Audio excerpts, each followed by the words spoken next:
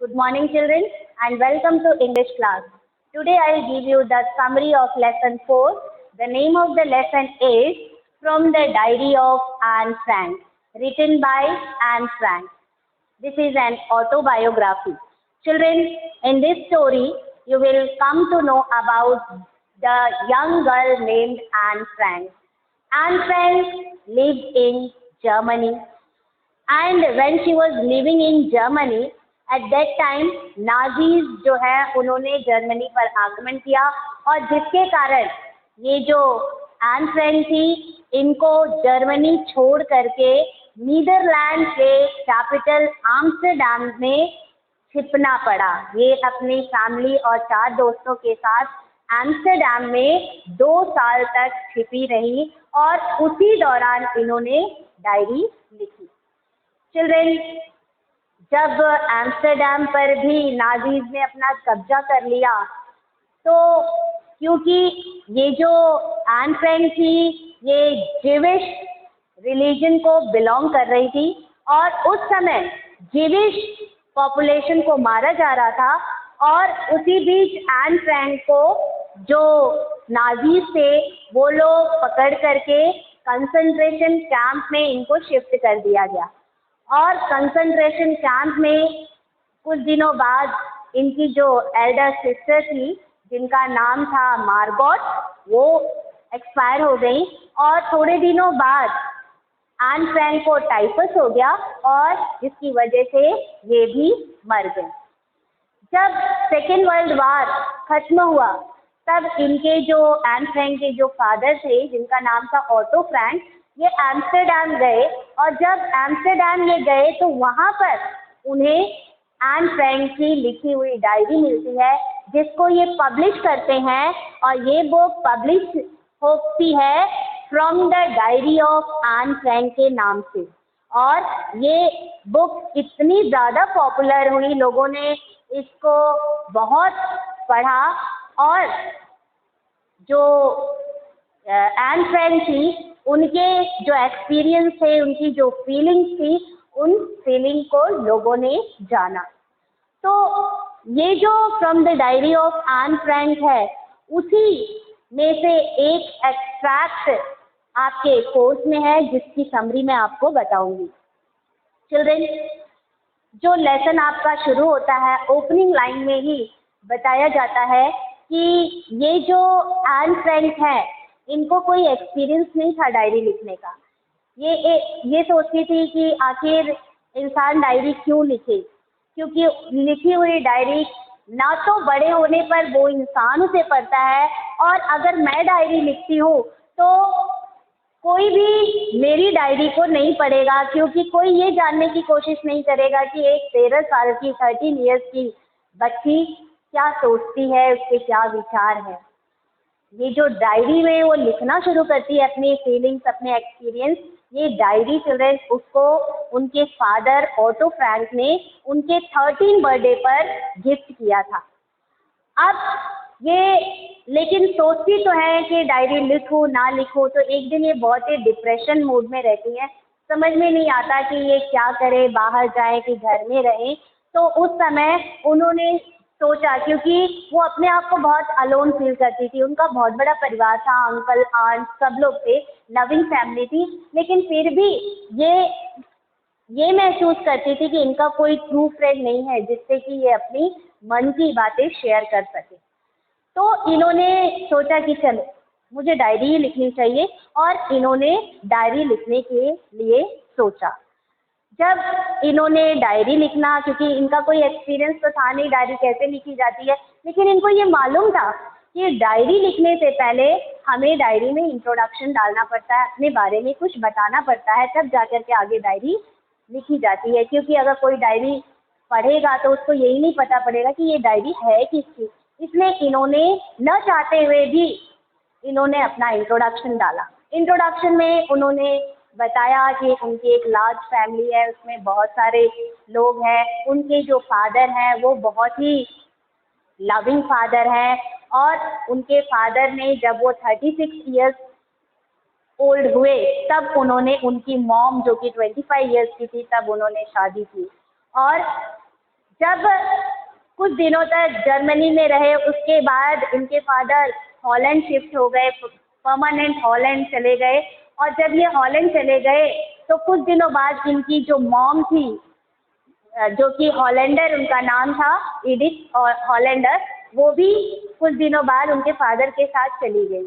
लेकिन ये दोनों बच्चियाँ, यानी मार्गोट जो कि एन फ्रैंक की एल्डर सिस्टर थी, और एन फ्रैंक को उनकी दादी के पास जर्मनी के ही एक एचेन जो शहर था वहाँ पर छोड़ दिया गया। ये अपनी दादी के साथ वहाँ रहे। और जब हॉलैंड में ये लोगों ने सारा अच्छे से मतलब सारे जो घर वगैरह की व्यवस्था सब कर ली, तब इन बच्चों को भी पहले मार्गोट को लेके जाया गया, और उसके बाद 1 साल बाद ये जो एन फ्रैंक है इन्हें भी हॉलैंड लेके जाया गया। और जब एन फ्रैंक को हॉलैंड लेके जाया गया, उस दिन मार्गोट का बर्थडे था, और एन फ्रैंक को गिफ्ट किया जाता है उनकी एल्डर सिस्टर मार्गोट को, ये बोल करके कि ये लो तुम्हारे जन्मदिन का तोहफा। तो इस तरह से ये हॉलैंड में रहने लग जाते हैं। बीच में इनकी दादी माँ भी होती हैं जो कि बीमार हो जाती हैं, जिसके कारण इनका बर्थडे बहुत ही अच्छे से नहीं बनाया जाता है, लेकिन वो एक्सपायर हो जाता है और एक्सपायर हो जाती हैं इनकी दादी माँ। तो एक्सपायर होने के बाद जो इनका बर्थडे मनाया जाता है, उस बर्थडे में जो एन फ्रैंक अपने ग्रैनी से, अपनी दादी माँ से बहुत प्यार करती थी, तो उन्होंने अपने बर्थडे में दादी माँ की ओर से भी एक कैंडल अपने बर्थडे केक पर जलाया, जो कि ये शो करता है कि अपनी दादी माँ से बहुत प्यार करती है। दादी माँ के एक्सपायर होने के बाद इनके परिवार में सिर्फ 4 मेंबर रहते हैं। एन फ्रैंक रहती हैं, मॉम, डैड और इनकी एल्डर सिस्टर जिनका नाम था मार्गोट। बहुत हैप्पीली लाइफ जीती हैं।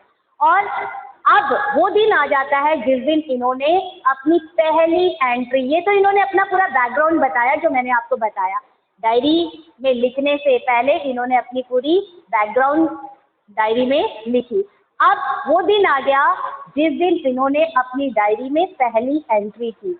तो जिस तरह से डायरी हम लिखने से पहले सबसे पहले दिन डालते हैं, तो इन्होंने भी दिन डाला, सैटरडे डाला, और उसके बाद इन्होंने डेट मेंशन की 20 जून 1942। ये पहली एंट्री थी इनकी डायरी में।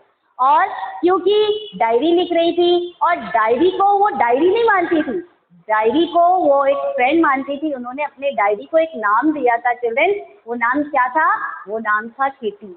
वो अपनी डायरी को किटी कह करके बुलाती थी, और एक फ्रेंड की तरह जैसे हम बातचीत करते हैं उसी वे में वो अपने फीलिंग्स, अपने थॉट्स उसमें शेयर करती थी। उन्होंने डेट डाली 20 जून 1942, दिन डाला सैटरडे, एंड उन्होंने एड्रेस किया डायरी को डियरेस्ट किटी। आपकी बुक में भी इस तरह से लिखा हुआ है, डियरेस्ट किटी डाल करके उन्होंने डायरी लिखना शुरू किया। ओपनिंग लाइन्स में ही उन्होंने बताया है कि उनकी क्लासरूम में सभी बच्चे उस दिन बहुत ज़्यादा नर्वस थे। नर्वस क्यों थे चिल्ड्रन? नर्वस इसलिए थे क्योंकि आज वो दिन था जिस दिन उनका रिजल्ट, फाइनल रिजल्ट डिक्लेयर होना था। बच्चे इसलिए नर्वस थे। सभी चिंतित थे कि पास होंगे कि फेल होंगे। लेकिन एन फ्रैंक बहुत ही इंटेलिजेंट गर्ल थी, उन्हें इसकी चिंता नहीं थी, क्योंकि उन्हें मालूम था कि उन्होंने पेपर अच्छा किया है and definitely she will pass, और उनको प्रमोट करके नेक्स्ट ग्रेड में चली जाएंगे, नेक्स्ट क्लास में चली जाएंगी। क्लास में बहुत ज़्यादा शोर हो रहा था, और उसी दौरान उनकी बेंच के पीछे 2 लड़के बैठे हुए थे। एक जैकस था, एक CN, this is the name. तो ये लोग आपस में शर्त लगा रहे होते हैं। एक कहता है नहीं मैं नहीं पास होऊंगा, तो वो बोलता है नहीं नहीं तुम पास हो जाओगे, और शर्त लगा रहे होते हैं। और पैसा जो उन्होंने हॉलीडेज में जो इकट्ठा किया हुआ था, उन पैसों से शर्त लगा रहे होते हैं। आपस में बातचीत कर रहे थे कि नहीं तुम नहीं पास होगे, वो बोलेगा नहीं तुम पास हो जाओगे। इस तरह से they were doing the argument, and इनकी आर्गूमेंट से ये जो एन फ्रैंक थी, इनकी एक बेस्ट फ्रेंड थी जिसका नाम बुक में रेफर किया गया है डीएस। तो डीएस और एन फ्रैंक फ्रंट वाली बेंच पर बैठी थी, और ये जो 2 लड़के थे टीएन और जैकेस ये बहुत ज़्यादा आपस में कम्युनिकेशन कर रहे थे, तो इन लोग को बहुत ही ज़्यादा प्रॉब्लम हो रही थी, ये बहुत गुस्सा रही थी। इन्होंने कई बार तो उन्हें मना किया है कि शोर मत मचाओ, बात मत करो, लेकिन वो जो बॉयज़ थे वो कुछ नहीं सुन रहे थे। एन फ्रैंक सोच रही थी कि मेरी जो क्लास में जितने बच्चे हैं इसमें ज़्यादा तो डमीज़ हैं। डमीज़ मतलब बच्चे बहुत ही वीक हैं पढ़ाई में, और कहती है कि अगर मैं टीचर होती तो मैं क्वार्टर बच्चों को तो फेल ही कर देती। ये उसने अपनी फीलिंग बताई, और उसके बाद वो अपनी फ्रेंड्स के बारे में बोलती हैं कि मेरी जितनी भी फ्रेंड्स हैं मुझे मालूम है उन लोग का पेपर अच्छा हुआ है and definitely they will pass, वो दूसरे क्लास में शिफ्ट हो जाएंगी। और उसके बाद फिर कहती हैं, अपने बारे में बताती हैं कि मेरे बाकी सब्जेक्ट टीचर्स के साथ तो मेरे रिलेशन बहुत अच्छे हैं, लेकिन मुझे सिर्फ डर है तो मैथ सब्जेक्ट में, और मैथ जो सब्जेक्ट है वो उन्हें कौन पढ़ाता था children? Mister Keesing. Mister Keesing जो थे वो उनको मैथ्स पढ़ाते थे। और ये जो एन फ्रैंक थी इनको थोड़ा सा डर था अपने मैथ्स सब्जेक्ट में कि वेदर शी विल पास और नॉट, बिकॉज जब भी मिस्टर कीजिंग क्लास लेते थे हमेशा जो एन फ्रैंक को डांट ही मिलती थी। क्यों डांट मिलती थी? क्योंकि ये बहुत ज़्यादा टॉकेटिव थी, बहुत ज़्यादा बातें करती थी। सर क्लास में पढ़ाते रहते थे, ये बात करती रहती थी, सर को बहुत ज़्यादा गुस्सा आता था। तो उन्होंने सर के बारे में भी इसमें लिखा है कि एक दिन सर क्लास ले रहे थे और वो बताती है कि मैं बहुत बातें कर रही थी जिसके कारण सर गुस्सा हो गए और उन्होंने मुझे खड़ा किया और मुझे एक होमवर्क दिया, एज अ पनिशमेंट के रूप में मुझे एक होमवर्क दिया, और उसमें मुझे एक ऐसे लिखने के लिए बोला। ऐसे किस पर लिखना था? Chatter box. चैटर बॉक्स मतलब होता है बहुत ज़्यादा बोलना। तो ये जो ऐसे था ये सर के द्वारा मुझे दिया गया। मैंने सोचा कि मैं इसमें क्या लिखूंगी, लेकिन उसके बाद मैंने वो टॉपिक को लिख करके रख लिया अपने बैग में। और इन द इवनिंग जब मैंने सारे सब्जेक्ट का होमवर्क फिनिश किया, देन आई रिमाइंडेड दैट कि I have to write the essay on the topic chatter box. अब चाहती तो ये कुछ भी लिख करके 2-3 पन्ने दूर दूर लिख करके 2-3 पन्ने भर सकती थी, लेकिन चिल्ड्रन इन्होंने ऐसा नहीं किया। क्यों? क्योंकि ये अपनी इस क्वालिटी, इस टॉकेटिव क्वालिटी को जस्टिफाई करना चाहती थी। इसीलिए उन्होंने ये सोचा कि मैं इसमें सारे ऐसी पॉइंट्स लिखूंगी जिसमें मैं ये सिद्ध करूंगी कि टॉकेटिव होना एक अच्छी क्वालिटी है। और उन्होंने किया भी यही, बहुत सोचा और उन्होंने अपने इस क्वालिटी को अपने ऐसे में जस्टिफाई किया।